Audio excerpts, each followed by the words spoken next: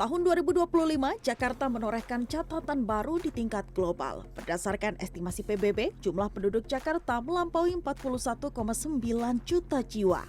Berdasarkan laporan World Urbanization Prospects 2025 yang dirilis PBB, kawasan Jakarta menempati peringkat pertama sebagai kota terpadat di dunia. Di bawah Jakarta terdapat Dhaka di Bangladesh dengan 36,6 juta jiwa. Kemudian Tokyo di Jepang sebanyak 33,4 juta jiwa.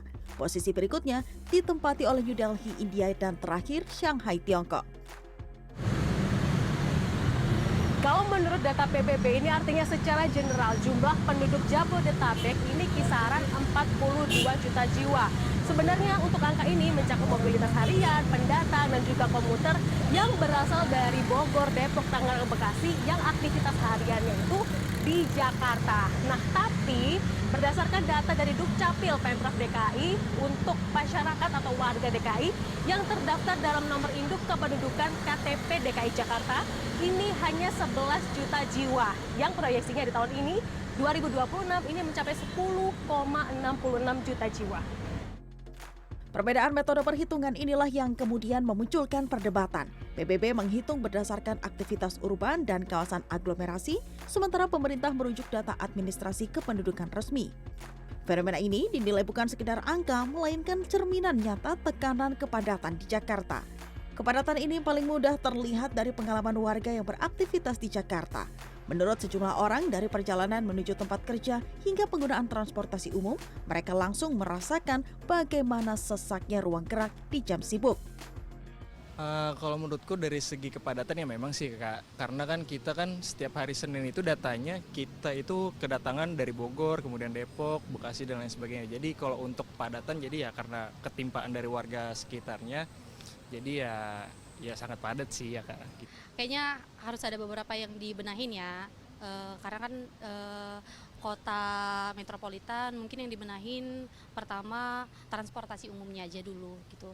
Terlebih kayak aku lebih green line, anak green line, jadinya mungkin di situ ditambahin peron ataupun gerbongnya. Untuk luas wilayah yang nggak terlalu luas ya di Jakarta ini dengan jumlah penduduk yang sekian banyaknya cukup padat sih menurut saya. Biasanya kalau untuk rame-ramenya Jakarta gimana Pak? Transportasi umum atau jalanan atau mana? Wah, itu ada di lokasi-lokasi tertentu dan juga jam-jam tertentu kayak di public space, khususnya di Transum dan juga di rush hour gitu. Itu pasti kerasa banget padatnya. Gubernur DKI Jakarta Pramono Anung menilai meski bukan mencerminkan jumlah penduduk administratif, dinamika kepadatan aktivitas harian di Jakarta diakui menjadi tantangan nyata yang harus direspon pemerintah daerah. Kota dengan penduduk 11 juta lebih, kalau dengan aglomerasinya hampir 42 juta, menurut PBB tentunya nggak mungkin semuanya adem ayem, nggak ada apa-apa. Jadi itulah yang menunjukkan bahwa Jakarta dinamikanya masih ada. Yang seperti itu tentunya segera kami tindak dengan tegas.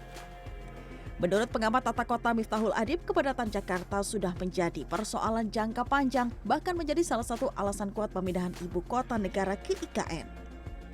Untuk urbanisasi, makanya tadi saya katakan bahwa mengatasi kepadatan penduduk, dulu zaman Pak Harto itu bagus, ada yang namanya keluarga berencana.